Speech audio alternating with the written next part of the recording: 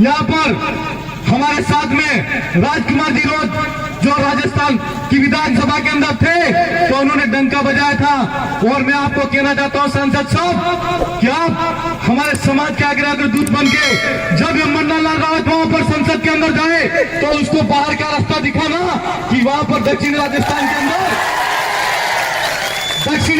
के अंदर आदिवासियों का घर जलाने की जो बात करता है उसके खिलाफ में लड़ने वाला एक शेर भी यहाँ पर संसद के अंदर बैठा ऐसा दिखना चाहिए साहब।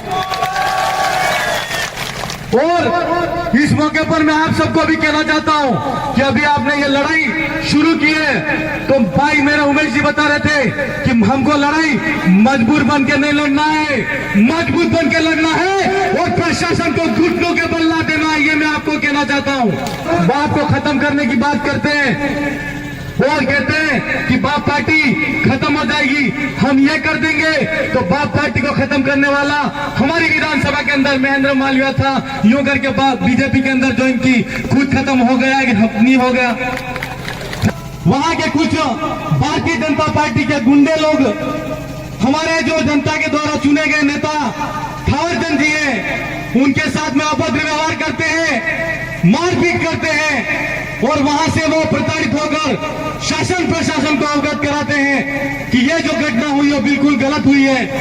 तो मैं यहां से पूछना चाहता हूं कि आपकी सरकार के अंदर शासन प्रशासन ने अभी तक एक विधायक ने धरना लगाया है और अभी तक उनके खिलाफ में कार्रवाई तक नहीं हुई है। तो भारतीय जनता पार्टी की सरकार के अंदर यह लोकतंत्र खतरे में है, ये मैं आपसे कहना चाहता हूं।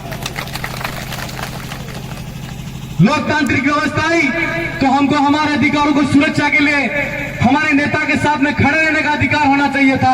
या तो एक विधायक धरने पे बैठा है तो भारतीय जनता पार्टी की सरकार के अंदर एक आम आदमी की क्या सुनवाई होगी, यह हम सबको सोचने की बात है। मैं आप सबको यह भी कहना चाहता हूं कि यहाँ पर जो कलेक्टर हैं वो मात्र कलेक्टर हैं। वो हमारे दिग्विजय सिंह बता रहे थे, दिग्विजय सिंह जी बता रहे थे कि एक कलेक्टर और एक बाबू जैसा काम कर रहे हैं। पर्ची के जो ऊपर से आदेश आता है तो वो मात्र आदेश पढ़ के बात करते हैं। और हम अभी उनसे वार्ता करने गए तो क्या कह रहे थे कि मैं इन्वेस्टिगेशन कर रहा हूं, जांच कर रहा हूं। हम उनसे पूछना चाहते हैं जांच करते करते आपके 5-6 दिन हो गए, अभी तक जांच पूरी नहीं हुई तो न्याय कब मिलेगा? एक विधायक को न्याय नहीं मिल रहा है तो आम जनता को भारतीय जनता पार्टी की सरकार में क्या न्याय मिलेगा, ये पूछना चाहते हैं हम आपसे। आज कलेक्टर महोदय कह रहे हैं कि हम उनको निलंबित नहीं कर सकते। हम हमारी बहन हमारे मानगढ़ पर एक कार्यक्रम हुआ था, उस कार्यक्रम के अंदर भारत के संविधान के अनुच्छेद 51A के तहत उन्होंने पाखंडवाद के खिलाफ में ये बात कही थी कि मैं सिंदूर नहीं लगाती, उस बहन को निलंबित कर दिया गया। और यहाँ पर एक विधायक अपने यहाँ पर उनके साथ में जो बर्ताव हुआ उन दोषियों के खिलाफ में वीडियो वायरल हुए, वो वीडियो बता रहे, व्हाट्सएप में जो चैट हुई वो चैट बता रहे और कलेक्टर साहब कह रहे कि मैं जांच कर रहा हूं। क्या जांच कर रहे हो अब तक, ये पूछना चाहते हैं हम। और कलेक्टर साहब हम आपको कहना चाहते हैं कि जो टूर्नामेंट आयोजित हो रहा था वो राजकीय टूर्नामेंट आयोजित हो रहा था और आपको अगर कलेक्टर बने हो और आपको आर्टिकल और नियम नहीं पता है तो हम आपको बता देना चाहते हैं कि जो राजकीय कार्य में बाधा पहुंचाने का काम किया है, यहाँ पर संवैधानिक पद पर बैठा हुए विधायक के साथ में जो बर्ताव किया गया है तो राजकीय कार्य में बाधा पहुंचाने का आईपीसी की धारा 332 और 353 के खिलाफ में उनके खिलाफ में कार्रवाई होनी चाहिए कि नहीं होनी चाहिए। और वीडियो के माध्यम से व्हाट्सएप के माध्यम से जो चैटिंग हुई वो जो गुंडे मवाली जैसी भाषा का इस्तेमाल किया गया। एक मन्नालाल जी रावत जो सांसद हैं वो आज आदिवासियों के सर्टिफिकेट लेने के बाद में ये कहते हैं कि बाप के कार्यकर्ताओं के घर जला दो। हम उनसे कहना चाहते हैं किसी बाप के कार्यकर्ता में खाली एक दिया जला के दिखा दो, हम आपको जमान जाएंगे। तुमको हमारे को छूने की भी हिम्मत नहीं है। और ये हम आपको कहना चाहते हैं कि आप सांसद के अभी बन गए हो तो बड़े गुमान में मत रहना। हमारे वहां पर जनता ने हमारी ताकत है, लोकतांत्रिक व्यवस्था की जो ताकत है और जनता की ताकत है, उस जनता की ताकत ने अपनी ताकत को पहचान लिया और ऊंचा टावर जिसको कहते थे, जिसको तुमने गोद में लिया, उसको ऊंचे टावर को गिरा के समंदर में फेंक दिया। इसलिए हम हम उनको भी कहना चाहते हैं और उनके इशारों पर अगर कलेक्टर महोदय और एसपी साहब काम कर रहे हैं तो हम आपको भी कहना चाहते हैं कि आज नहीं तो कल अगर ये गुनाह साबित हुआ तो आईपीसी की धारा 100 करोड़ के तहत मिथ्या साक्ष्य पेश अगर आपने किए तो हम आपके खिलाफ में भी एफआईआर करेंगे और सुप्रीम कोर्ट के अंदर जाएंगे। क्या समझ रखा है आदिवासियों को? आज तक आपने ऐसा समझ रखा था कि हम जैसा चलाएंगे ऐसा चलेंगे, लेकिन कलेक्टर साहब हम ये कहना चाहते हैं कि आप कलेक्टर बने हो, अंग्रेजी हुकूमत के अंदर कलेक्टर बनते थे, क्या काम करते थे आपको पता है? क्या काम करते थे पता है? सिर्फ कलेक्शन का काम करते थे। और ये नया नया जिला बना है तो इनको भी कलेक्शन ही करना है, मात्र कलेक्शन के अलावा कुछ नहीं करना।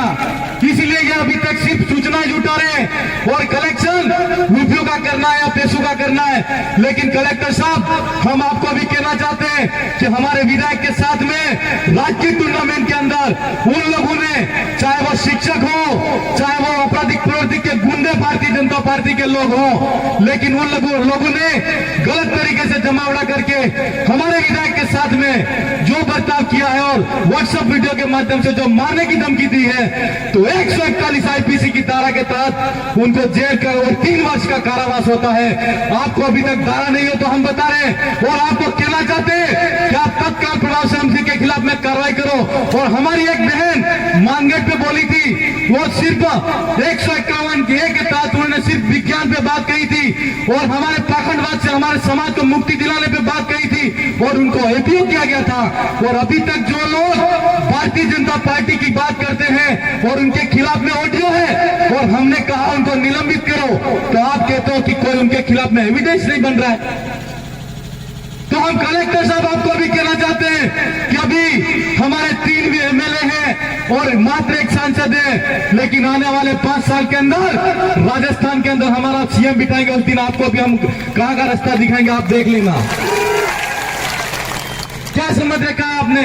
हम आपको इस मौके पर कहना चाहते हैं कि अभी हमारा डेलीगेशन टीम यहाँ पर बैठेगा और हम अगले 24 घंटे के अंदर क्या करेंगे और 2 घंटे बाद हमारी बैठक है। हम आपको मात्र 4 घंटे का समय देते हैं और 4 घंटे के अंदर जो शिक्षक है उसको निलंबित नहीं किया और जो दोषी है उनको सही दोषी को अगर आपने नहीं पकड़ा तो निश्चित तौर पर हम आपके खिलाफ में भी जाएंगे और सुप्रीम कोर्ट के अंदर आपके खिलाफ में भी केस दर्ज कराएंगे।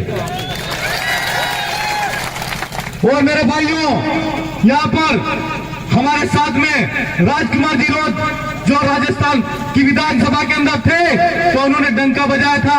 और मैं आपको कहना चाहता हूं सांसद साहब कि आप हमारे समाज के आगे दूत बन के जब ये मंडल लाल रावत वहां पर संसद के अंदर जाए तो उसको बाहर का रास्ता दिखाना कि वहां पर दक्षिण राजस्थान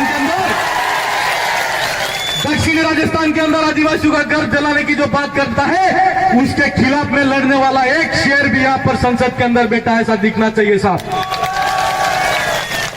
और इस मौके पर मैं आप सबको भी कहना चाहता हूं कि अभी आपने ये लड़ाई शुरू की है तो भाई मेरे उमेश जी बता रहे थे कि हमको लड़ाई मजबूर बन के नहीं लड़ना है, मजबूत बन के लड़ना है और प्रशासन को घुटनों के बल ना देना है, ये मैं आपको कहना चाहता हूं। यहां तक की लड़ाई हमने संवैधानिक तरीके से लड़ी है और आगे की लड़ाई आप ऐसे ही संवैधानिक तरीके से धरना प्रदर्शन के माध्यम से हमारा विरोध प्रदर्शन कराते रहेंगे। और भाई ठाकरचंद जी को जब तक न्याय नहीं मिलता तब तक उनके साथ में कंधे से कंधा मिलाकर खड़े रहोगे। मैं हाथ खड़े करके आप आश्वासन दो और विश्वास दो कि आप इनके साथ में खड़े हो कि नहीं खड़े हो, ऐसे ही खड़े रहने का है।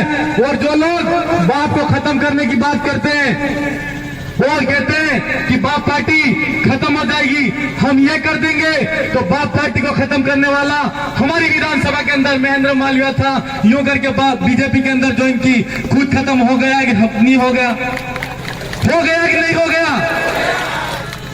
आपके अंदर वो ताकत है। मैं उनके लिए 4 पंक्तियां कहना चाहता हूं। क्या समेटेगा हमें वक्त का ये गहरा दरिया, क्या समेटेगा हमें ये वक्त का गहरा दरिया। हम किनारों से उबरने का हुनूर जानते हैं, हम किनारों से उबरने का हुनूर जानते हैं। क्या समेटेगा वक्त का ये गहरा दरिया। हम किनारों से उबरने का हुनर जानते हैं, सीधे हाथों ने जो खींची है लकीरें तेरी, उन लकीरों पर चलने का हुनर जानते हैं। जय जवाहर, जय दिवाकर।